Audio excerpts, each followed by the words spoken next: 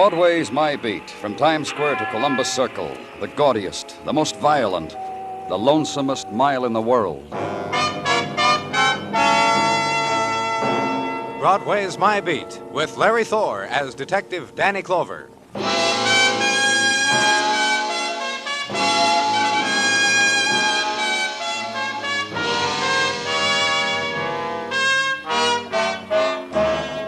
Into February on Broadway now, near the tail end of the winter wind, the frantic wind that drifts, that whips around corners, that gathers itself into squalls out of the secret hiding places it knows, then rushes down alleys, searching for what the world has left behind. And things happen. Earmuffs bloom under turned-down hats. Discarded newspapers wing low, then scurry over pavements and wrap themselves around hurrying feet. And home suddenly becomes where the coffee is.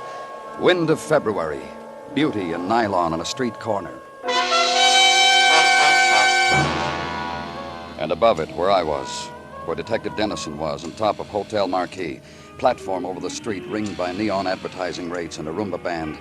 Platform also serving the purpose of catching the body of a man who jumped or was pushed. Hold the light over here a minute, Danny. I want to take a look at his wallet. Thanks. Name's Artie Blanchard. Home address upstate, Utica. Money in his wallet, too? Let's see. Hey, look here. 5 $100 bills. About a half a dozen 50s. How much you find in his coat pocket, Danny? A couple thousand, I guess. I didn't count it. Must have been that much in his pants pocket, too. Hold the light a minute, will you? If these bills aren't real, they're close enough to it to make me happy feeling them. Nope. No what? This man didn't jump. All this money, why should Stick around for technical, Dennis, and I'll see you later. And so it was this. Entertainment for winter night. A look down over edge of Marquis. And gathering to it, lifting face to it, the crowd people, anchored in shadow pools, wavering, blurring, floating faces on wind drift. But the constant thing, pierce and dark of neon-reflected pinpoint and ring of staring eyes. And from swell of crowd, a shouter detaches himself, runs wildly the street, shouts violence, summons more spectators. And the whisperer, too, elbows crowd, walks to a doorway to edge of woman, makes his whisper, shrugs, comes back to spectacle alone. The entertainment, and leave it.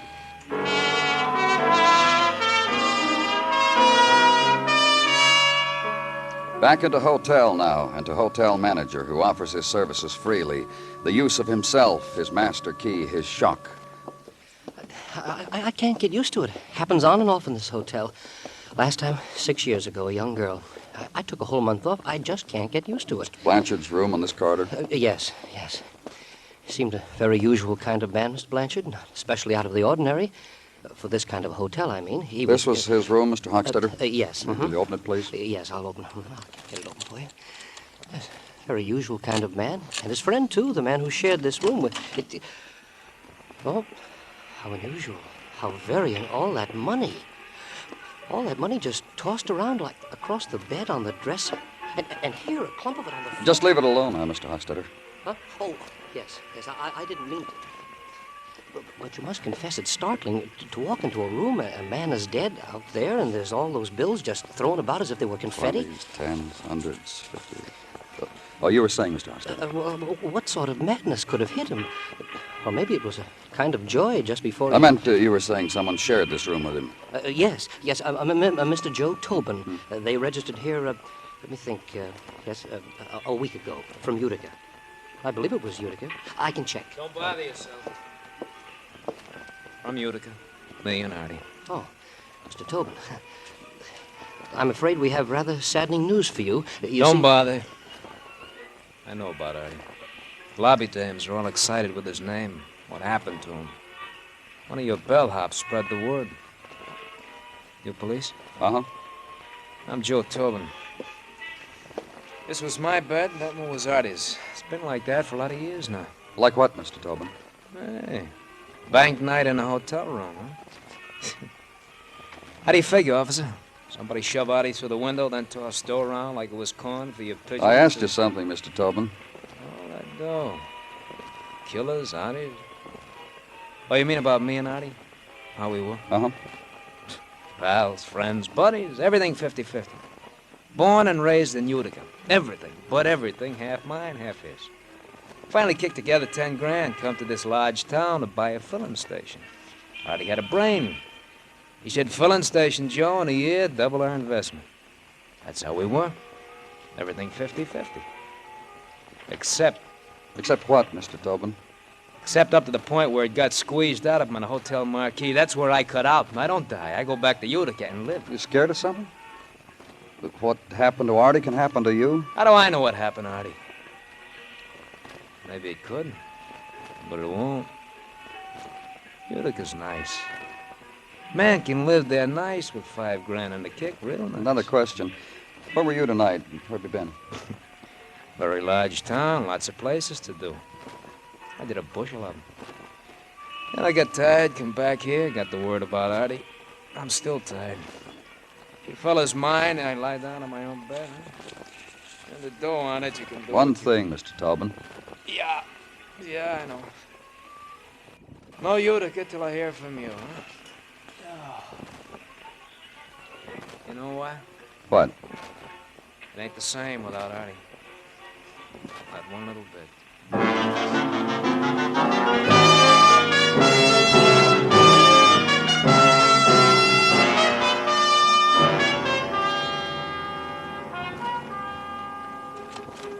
Danny? Good morning, Gino. Yeah, what's the good word? Danny, if I am green this morning, blame it on my chlorophyll. That's a good word? On my soap, Danny, for I am not a greedy man.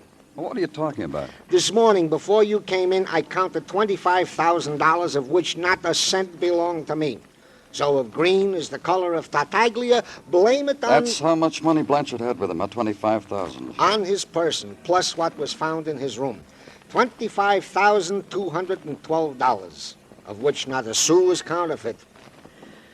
You know the last time I saw that much money, Danny? Well, please tell me. When I visited my cousin Kendall. The one from Baltimore? That's right. The one with the bad table manners. The wealthy Tartaglia. He opened his safe for me once for my birthday and showed me. Can you imagine a man who can't even write his name Gino. and ask him for the time of day? You think he'll give it to you? Gino, please. With him, it's always just before 3 o'clock so he can go to the bank and cash another check. With him, it's all... Danny Clover speaking. This is Mrs. Miller. Yeah? Mrs. Dorothy Miller, 1612 East 27. Yes, Mrs. Miller. What can I do for you? I read this morning that Mr. Blanchard is dead, that you found him on his hotel marquee. Well, that's right. What about it? I was with him last night. My address is 16... I have it. I'll be right there. Of course you will. Bye.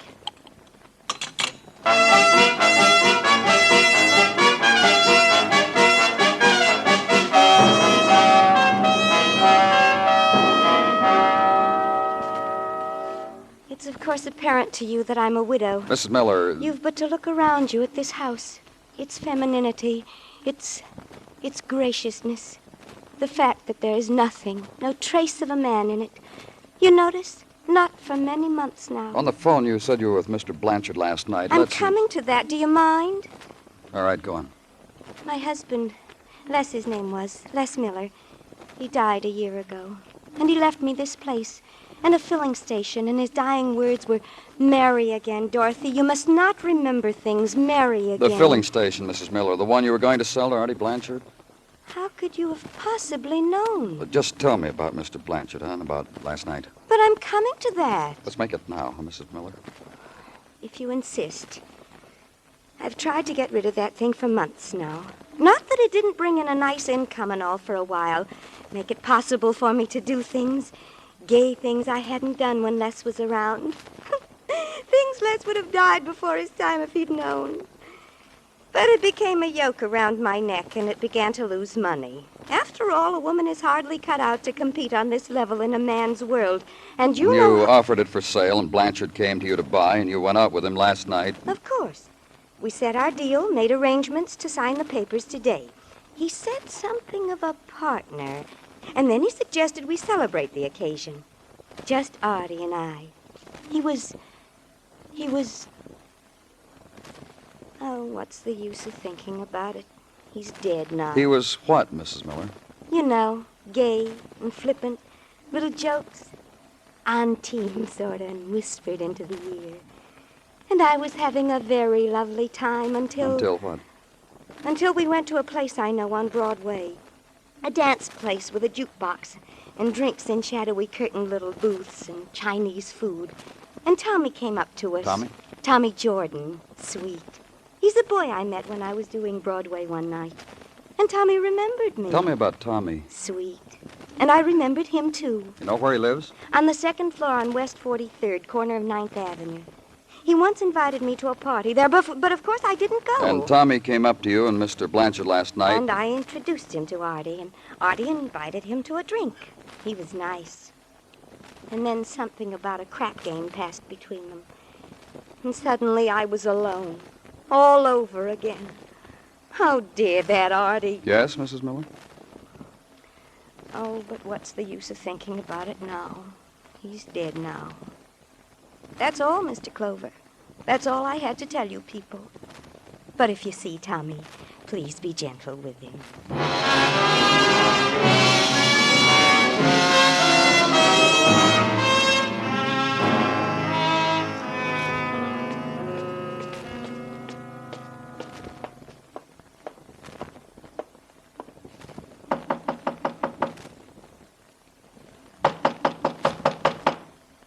Who is it? Tommy?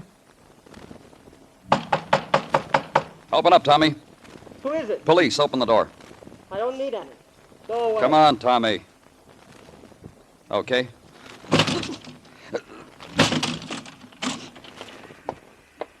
So you're a strong man. So what did it get you? Get down from that window, son.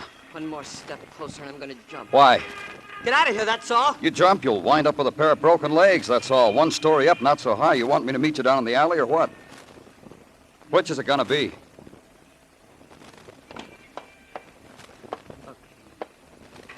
Okay.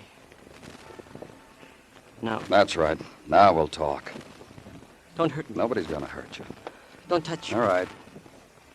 Artie Blanchard, That's right. That's who I want to talk about. I'll tell you everything. I started it. I'm just a punk and I started it. I talked to a man and he's dead. A punk, me. Started it. Just a punk. And he's dead.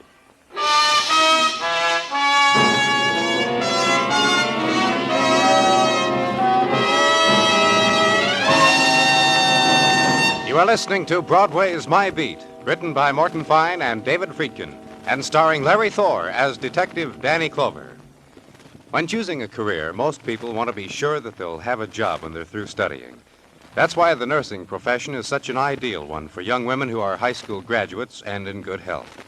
After only 3 years of study, graduate nurses can find plenty of job opportunities in many interesting fields. For information on your chances in the nursing profession, inquire at your nearest hospital or nursing school.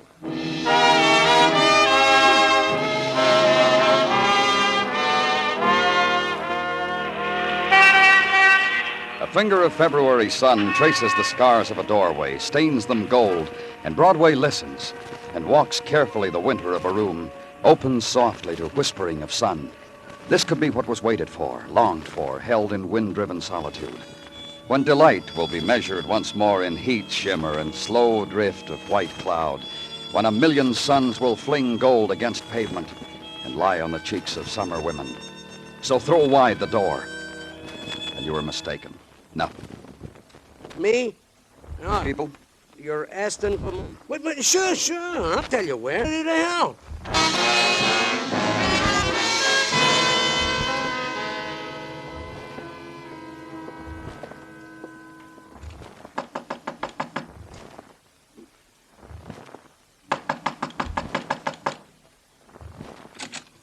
Hello. Police, I'm looking for Teddy Webster.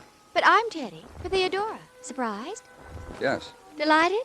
Look, Miss Webster. Inside there is of spring. You hear it? You hear the music? Come close to it. Come inside.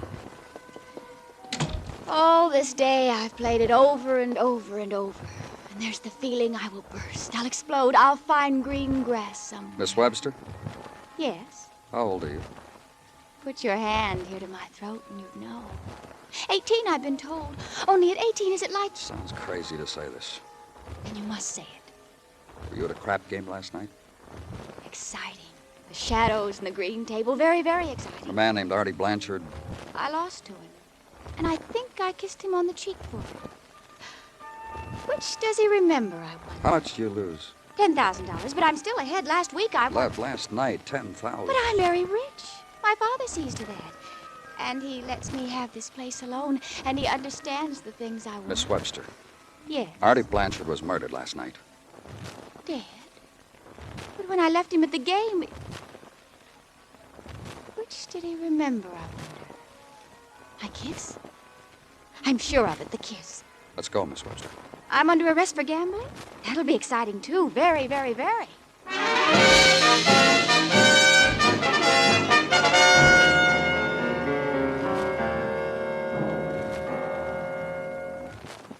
All I'm asking you to do is be quiet, that's all. Okay, let's try it softly, Mr. Lucas. How much did you lose at the dice game last night? How much But please, you want to wake my brother? In about 2 minutes, yeah.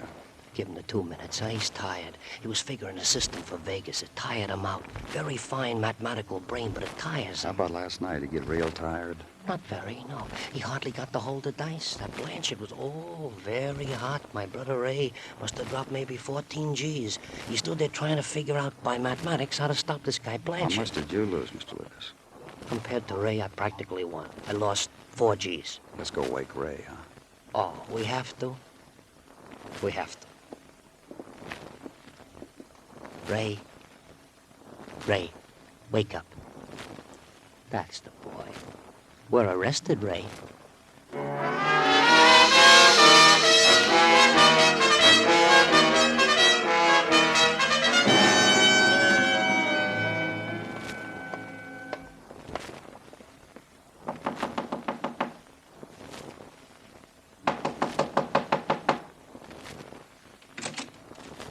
Oh, hi, boys. Good evening, Mr. Tobin.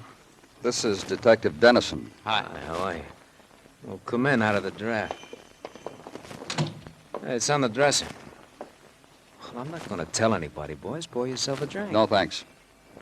What can I do for you? A few questions. Then what I can do for you is a few answers. Then I can go home to you Anxious to get back, huh? as soon as you give the word. What are you going to do when you get back?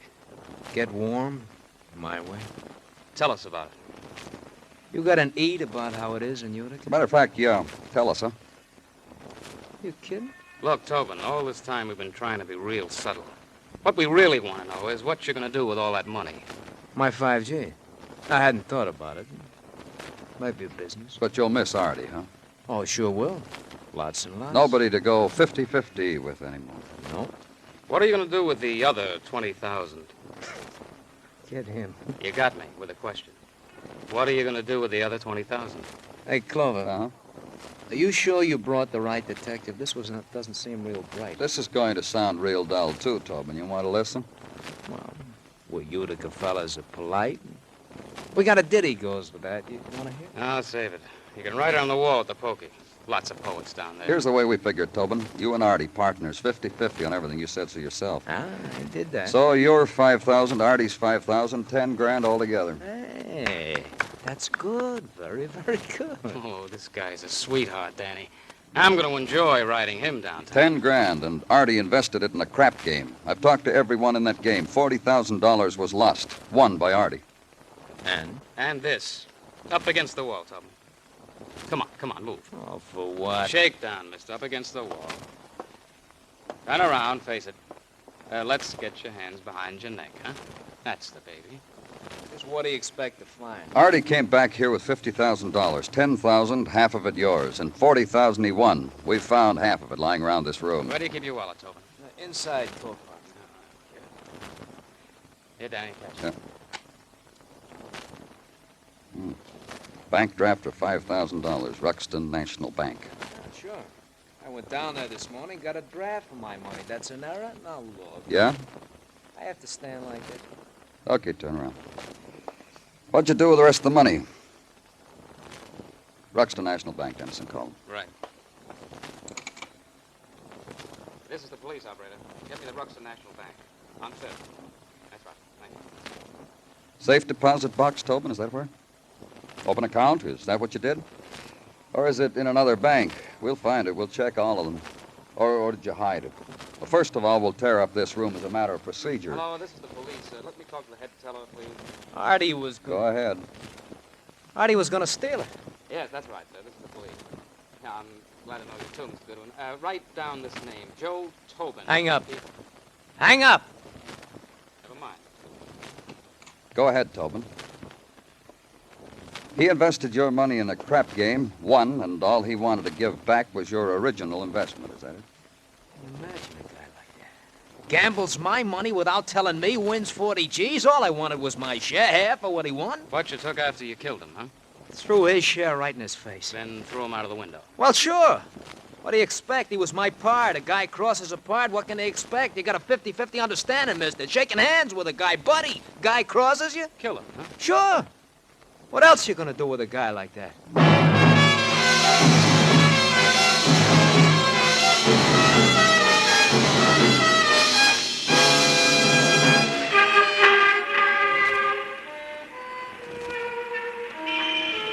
Broadway's given up now. The night is dying, and it's becoming another day. And for an hour, the Fury lies sleeping. Then an engine will start, and a horn will blow, and people will run out from under the earth and beckon over their shoulders and start the Fury all over again.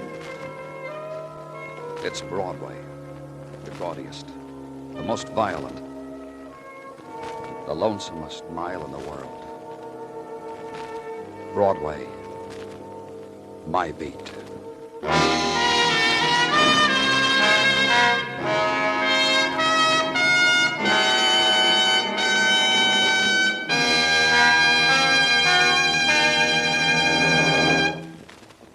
Broadway's My Beat stars Larry Thor as Detective Danny Clover, with Charles Calvert as Tartaglia and Jack Crucian as Muggavan. The program is produced and directed by Elliott Lewis, with musical score composed and conducted by Alexander Courage. In tonight's story, Anthony Barrett was heard as Joe Tobin. Featured in the cast were Barbara Eiler, Louise Lewis, James McCallion, Bob Sweeney, Benny Rubin, and George Peroni. Bill Anders speaking.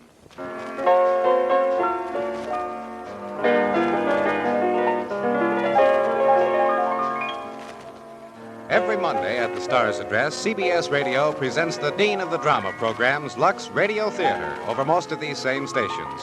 This Monday night is no exception. For Screenland personalities and another full adaptation of an outstanding motion picture, be sure to be listening. Monday nights, it's Lux Radio Theater on CBS Radio. Stay tuned now for the Vaughn Monroe Show, which follows immediately over most of these same stations.